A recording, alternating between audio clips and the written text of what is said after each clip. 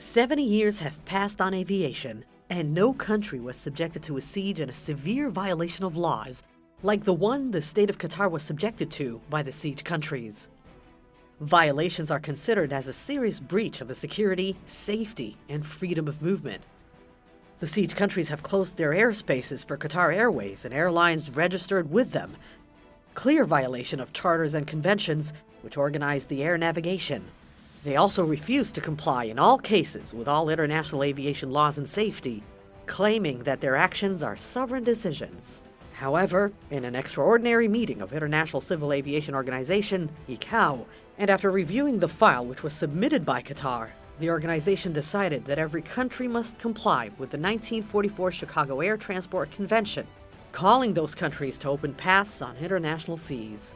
هذه الدول استعملت هذا الحق حقا تعسفيا. His Excellency, Minister of Transport and Communications, Jassim bin Saif al-Salati, says the siege countries have used their rights to close their airspaces arbitrarily, adding they applied it only on flights registered in the state of Qatar, noting that matter is considered as arbitrary in using rights because the convention says clearly that any country can use that right.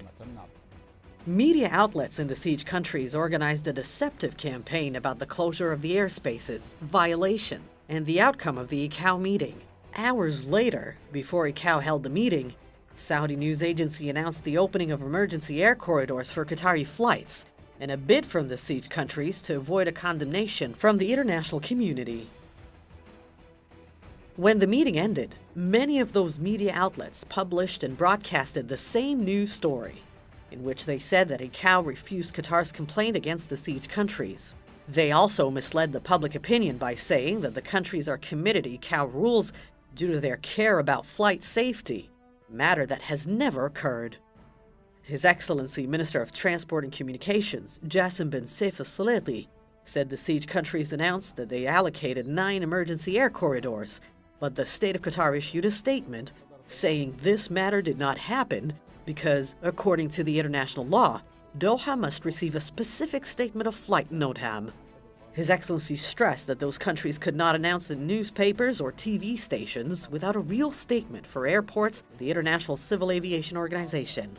There are many violations made by the siege countries. UAE has prevented planes going to and leaving from the state of Qatar from passing through the UAE's flight information region. And Bahrain has prohibited the use of international airfields, which it does not actually have a right to control.